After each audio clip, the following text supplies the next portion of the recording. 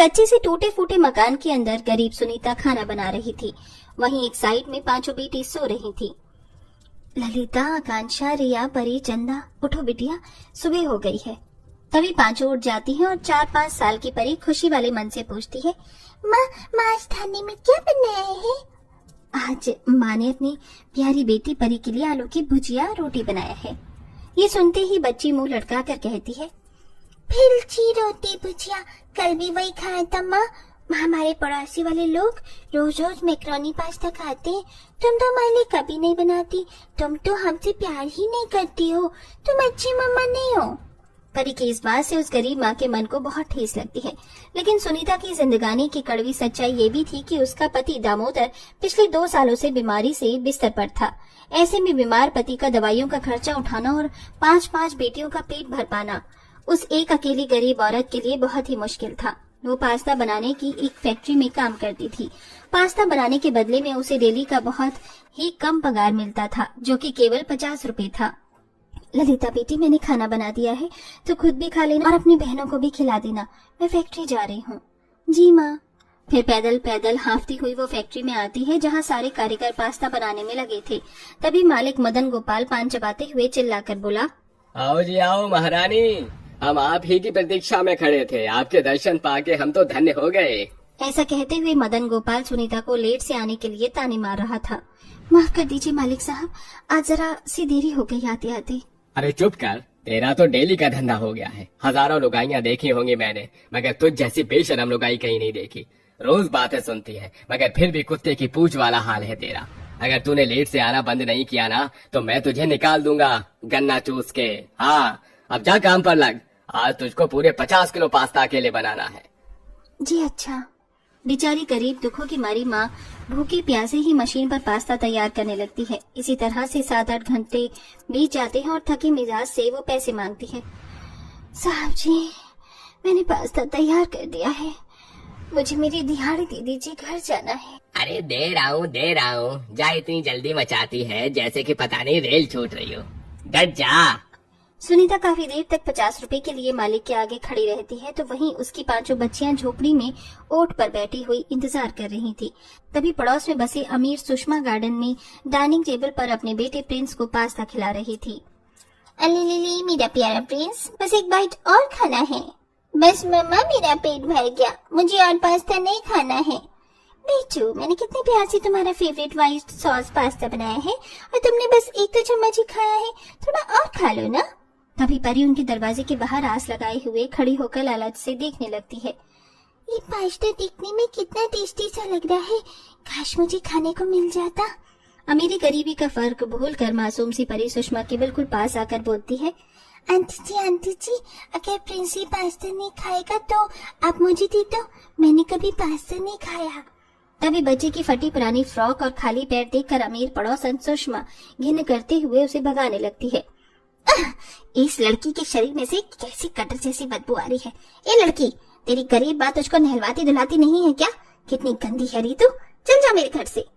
डबडबाई आंखों से परी फिर से पास्ता खाने की इच्छा को दोहराती है। आंटी जी, आप मुझे पास्ता दे दो ना, प्लीज प्लीज दे दो ना, मैंने कभी नहीं खाया, मैं इसे खा लूंगी, बहुत भूख लगी है, मेरी माँ भी काम पर से नहीं आई है। लेकिन फिर भी उस पत्थर दिल औरत का दिल नहीं पिघलता। वो गुस्से में जोर से उसे धक्का मारती है। एक बार बोलने पर समझ नहीं आता, चल जाए यहाँ से। तभी दौड़कर सुनीता बेटी को तड़पते हुए उठा लेती है। लालू, तू ठीक तो है? अरे ओ गरीब पड़ोसन, हद मेरे है अपनी बेटी को। जहाँ किसी के घर में अच्छा खाना बनता है, कुत्ते की तरह सूंघते हुए आ जाती है खाने। गरीब फटीचा लोग। पड़ोसन से अपनी गरीब जिंदगानी का उपहास सुनकर सुनीता परी को खींच कर लाती है और थप्पड़ लगाती है। पिताजी।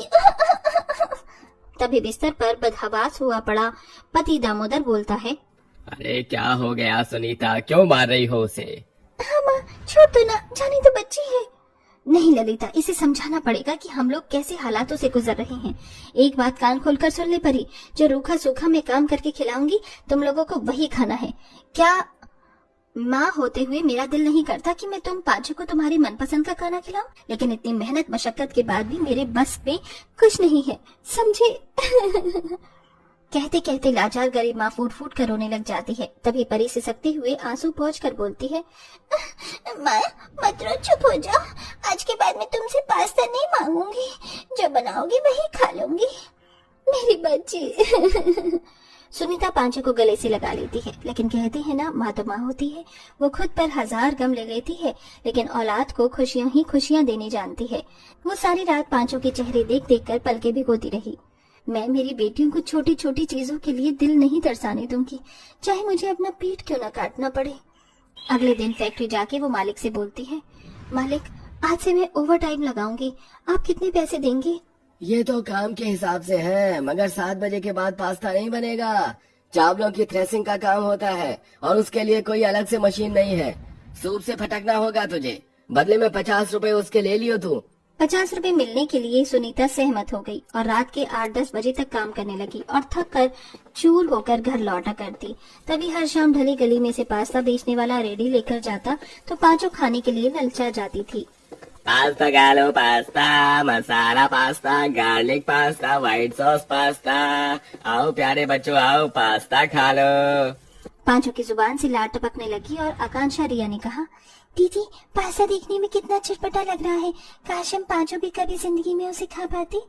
लेकिन हमारी किस्मत में पास्ता खाना नहीं है, क्योंकि हम गरीब है ना ललिता दीदी।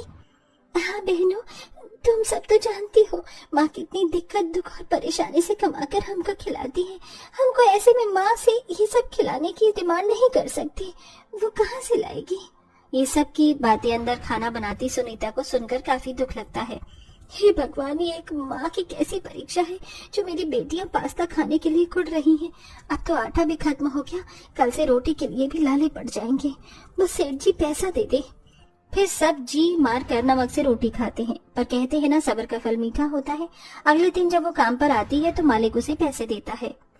ये ले सुनीता, तूने बड़ी सफाई से चावल साफ किए थे, इसलिए यह 500 ज्यादा रख। बहुत बहुत धन्यवाद साहब, आज मैं अपने बच्चे को पहली बार पास्ता जरूर खिला पाऊंगी। उस 500 रुपए की कीमत गरीब सुनीता के लिए बहुत बड़ी थी। पैसे लेके वो सीधा राशन बाजार आती है और ढेर सारा पास्ता, मसाला, ताजी सब्जियां खरीद कर घर लौटती है तो चंदा चमकती आंखों से बोलती है, माँ तुम पास्ता लाई हो क्या? आज हमारे घर में पास्ता बनेगा। बड़े ही भावुकता से उसकी माँ ने कहा, हाँ मेरी बच्चियों, आज मैं तुम सबके लिए पास्ता बनाऊंगी और तुम सब भरपेट खाना। गरीब माँ आंच जलाकर खुशी के दिल से अपनी पांचों बेटियों के लिए पास्ता बनाना शुरू करती है। वहीं पांचों एक लाइन में जमीन पर बेताबी से खाने के लिए टकटकी लगाई थी। तभी खुशबू से पूरा घर भर जाता है। कितनी बढ़िया खुशबू आ रही है पास्ते की, आज तो मजा आएगा खाने में। मैं तो पूरा एक प्लेट भर कर खाऊंगी। मैं तो पूरा 2 प्लेट खा जाऊंगी दीदी, माँ ने बहुत मस्त मस्त बनाया होगा, देखो कितनी अच्छी खुशबू आ रही है। तभी मुस्कुराते हुए सुनीता सबको पास्ता परोसती है। पांचों खाने पर टूट पड़ती हैं। अरे वाह माँ, कितना मस्त पास्ता बनाया है तुमने, हमने जिंदगी में पहली बार पास्ता खाया है। सच्ची मुच्ची माँ, आपने बहुत ही टेस्टी पास्ता बनाया है, आज हमने पहली बार खाया है, मुझे और खाना है। अपनी पांचों बेटियों के चेहरे पर पहली बार पास्ता खाने की खुशी देखकर झलकती आंसुओं से वो गरीब माँ कहती है, हाँ लेना लाडू, खा पेट भरकर अच्छे से खाना, मैंने तुम सबके लिए बहुत सारा बनाया है, कब नहीं पड़ेगा। पांचों दिल भर कर पास्ता खाती है और ललिता बोलती है, माँ जब आप इतना टेस्टी पास्ता बना सकती हो तो फिर आप फैक्ट्री में क्यों काम करती हो? आप तो पास्ते का ठेला लगा लो, एकदम अलग चीज है ये, खूब बिकेगी और हम भी आपकी मदद करेंगे। ललिता की सोच ने उस गरीब माँ को कमाई का रास्ता दिखा दिया। फिर सुनीता पास्ते का रेडी लगा लेती है। धीरे धीरे लोग भी बढ़ते जाते हैं और यहाँ से गरीब माँ बेटियों का जीवन पूरी तरह बदल जाता है। वेल दोस्तों, क्या आपको पास्ता खाना पसंद है और आप कितनी एज में हमारी कहानियां देख रहे हैं? कमेंट